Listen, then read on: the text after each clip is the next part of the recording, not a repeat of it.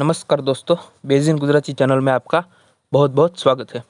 तो दोस्तों, कई सालों से आप देख रहे हैं कि टेस्ला है, सैमसंग है, ऐसी कई सारी कार कंपनियां या फिर गाड़ियों की कंपनियां इस होड़ में लगी हुई है कि हम किस तरह से बेहतर बैटरी ऊर्जा संचालित वाहन का उत्पादन कर सके। तो उसी होड़ में एक नई बात सामने आई है कि क्यों ना हम पेट्रोल की वजह इथेनॉल का ईंधन के रूप में उपयोग शुरू करें।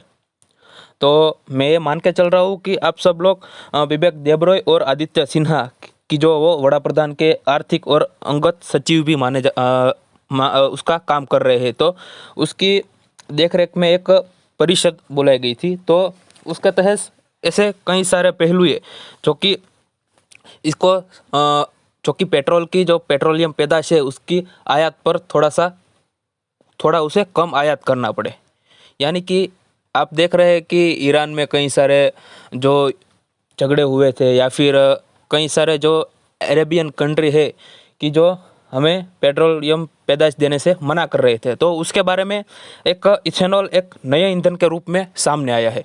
हालांकि वो कई साल पहले से इथेनॉल की शोध हो चुकी है, लेकिन उसको जो बोलते हैं ना कि ग्राउंड लेवल पर उसका काम नहीं हुआ था। तो उसको ये हम आज देखने वाले हैं। ऐसे 4 पहलुओं के बारे में आज बात करने वाले हैं। तो उसके पहले से थोड़ा सा एक इंट्रोडक्शन देख लेते हैं। तो आर्थिक बाबतों की कैबिनेट समिति ने 10 नवंबर को एक इथेनॉल की मार्केटिंग प्राइस में 1.47 का बढ़ावा देखा और इथेनॉल को पेट्रोल मिलाने की एक बात रखी। और इथेनॉल का जो आप बोलते हैं तो प्राथमिक उत्पादन सीरडी में से होता है, यानी कि आप जो बोलते हैं गन्ने में से होता है। और शुगर मिल में से उसको डिस्टिलरी और उस करके उसको इथेनॉल को बनाया जाता है। तो कई सारी कंपनियां जिसको जीएसटी या फिर बोलते हैं टैक्स, वेट या फिर कस्टम ड्यूटी वगैरह भरना पड़ता है। तो उनमें से इंडियन ऑयल है, भारत पेट्रोलियम है, हिंदुस्तान पेट्रोलियम है, ऐसे कई सारी कंपनियां हैं जिसे इस तरह का टैक्स वगैरह चुकाना पड़ता है। तो इन सारी कंपनियों ने समिति को कहा कि पेट्रोल में थोड़ा सा इथेनॉल मिलाया जाए तो काफ़ी फ़ायदा रहेगा। एक तो फ़ायदा यह है कि CO2 जो उसके साइलेंसर में से निकलती है तो उसका जो बोलता है ना उत्पादन, जो CO2 का जो बढ़ावा है वो थोड़ा सा कम हो सकता है। इसका बेहतर उदाहरण हम इस बात से दे सकते हैं कि काफ़ी दिनों से आप देख रहे हैं कि दिल्ली और हरियाणा, दिल्ली NCR वगैरह का क्षेत्र में स्कूलों को बंद कर दिया गया है। क्योंकि वहाँ पर वायु प्रदूषण इतना बढ़ गया है। जो कि आपको जानते ही होंगे कि 25% हिस्सा रखते हैं, जो कि गेहूं की खेती के बाद जो बचा हुआ भाग है उसको जलाने के बाद जो CO2 उत्पन्न होता है, जो प्रदूषण होता है, उसकी वजह से ये सब कुछ हो रहा है। तो उनमें ये कहा है कि एक इथेनॉल की कंपनी बनाने में, इथेनॉल का प्रोडक्शन करने में भारत सरकार 20% सब्सिडी भी देगी। उसके बाद हम पहलुओं पर नज़र डालते हैं। तो पहला पहलू यह है कि भारत दुनिया का सबसे बड़ा या फिर सबसे दूसरे नंबर का बड़ा जो है वो शुगर को एक्सपोर्ट करता है। आपको मालूम ही होगा कि सबसे ज़्यादा उत्पादन नहीं होता, लेकिन सबसे ज़्यादा उत्पादन होता है ब्राज़ील में और दूसरे नंबर पर होता है भारत। नहीं, सबसे ज़्यादा उत्पादन होता है भारत में, लेकिन जो निर्यात करता है, सबसे ज़्यादा निकास करता है, वो है ब्राज़ील। और उसी क्रम में आगे बढ़े तो भारत दूसरे नंबर पर, दूसरे पायदान पर है। और आप देख रहे हैं कि जो शुगर है, शुगर में कई सालों से देखा जाए कि अस्थिर तरीके से उसका भाव में वृद्धि और फिर घटती हो रही है। तो उसे भी एक प्रकार का आप मान सकते हैं कि एक अच्छा बेनिफिट रहेगा। और आपको मालूम होगा कि इथेनॉल का जब उत्पादन बढ़ेगा तो कई सारे हमारे किसान भाइयों हैं उसको भी एक सपोर्ट मिलेगा।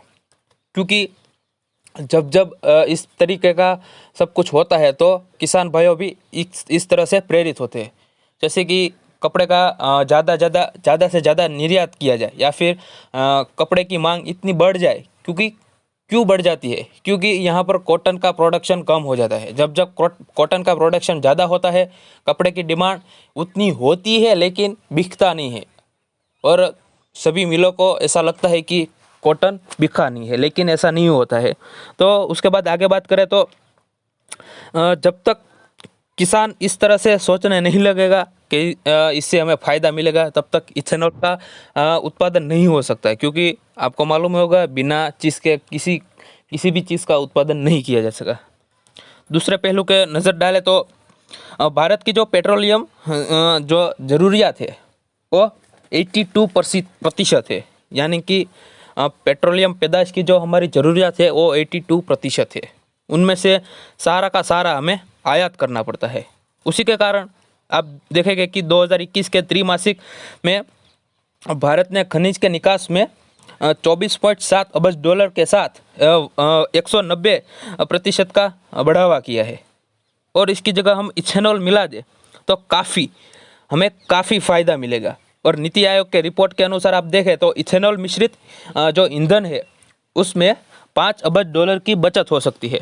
यानी कि भारत 2025 तक E20 यानी कि 20% इथेनॉल युक्त पेट्रोल अगर यूज़ करता है तो उसके लक्ष्य तक पहुंचना नामुमकिन नहीं है। ऐसा मुश्किल तो है लेकिन नामुमकिन नहीं है। और उसके बाद केंद्र सरकार ने यह भी कहा है कि हमारे सेकंड जनरेशन इथेनॉल यूनिट है उसका उत्पादन और इथेनॉल जो उत्पादन करता है उसका भाव उसी को ही नियंत्रण करने दो। यानी कि उसके वजह से क्या होगा? उसके वजह से होगा ये कि कई सारे उद्योगपतियों को इस बायो रिफाइनरी को बनाने की प्रेरणा मिलेगी। उसके बाद उनमें कंपटीशन होगी। कंपटीशन के होने से जो भाव है वो बैलेंस हो पाएगा।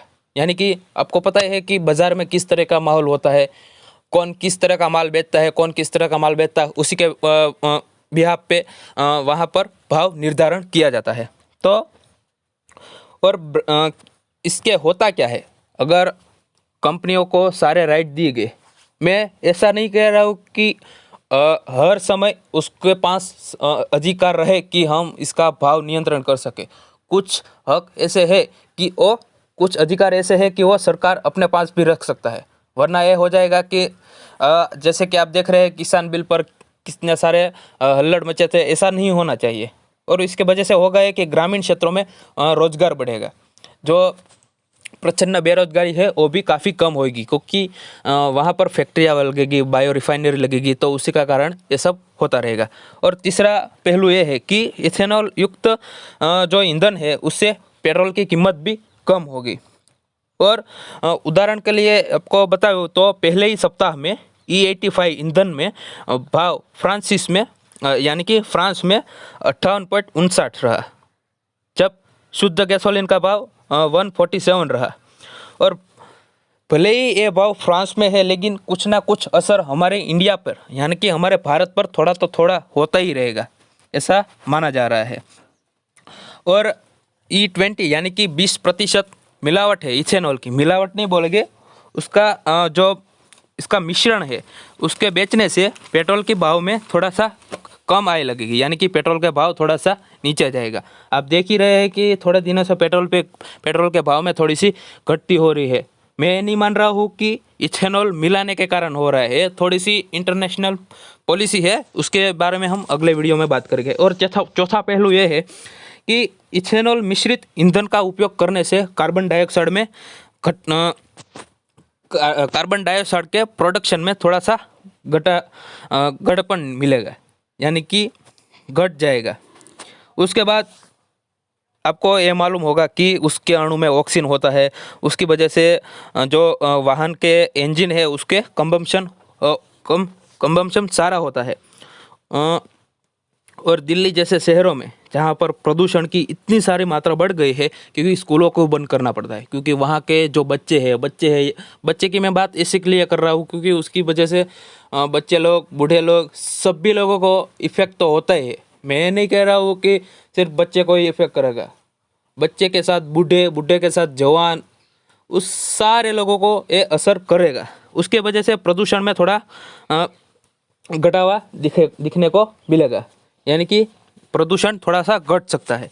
उसके बाद भारत ने जो पेरिस जलवायु में करार किया था, उसके बाद COP26 मुजब की जो धाराएं है उसमें हम कार्बन उत्सर्जन में थोड़ा सा डिक्रीज देखने को मिलेगा, यानी कि कार्बन का जो प्रोडक्शन है उसमें थोड़ी सी घटती देखने को मिलेगी।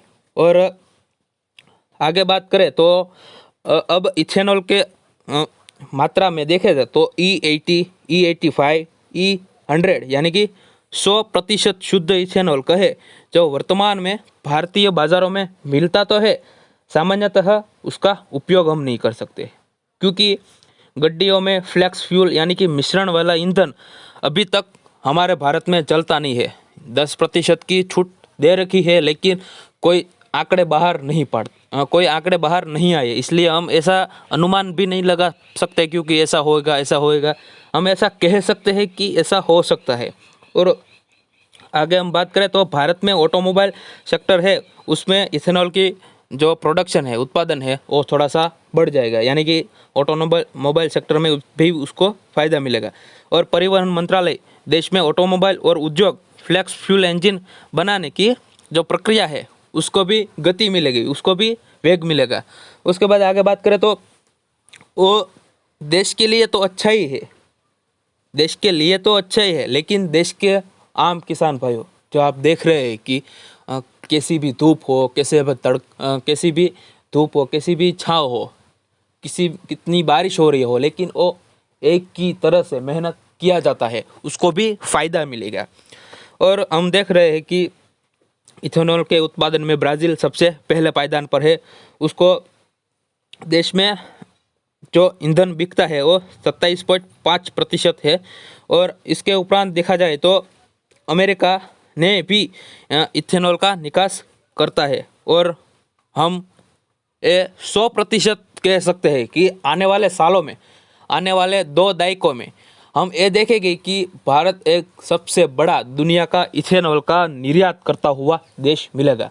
तो हमें ये भी सोचना चाहिए कि हमारी जो सरकारें कर रही है, हमारे जो सरकार जो भी कायदे कानून ला रही है, जो इथेनॉल का जो हम बढ़ावा कर सकते हैं, इथेनॉल का उपयोग करके हम कार्बन को थोड़ा सा कम कर सकते हैं।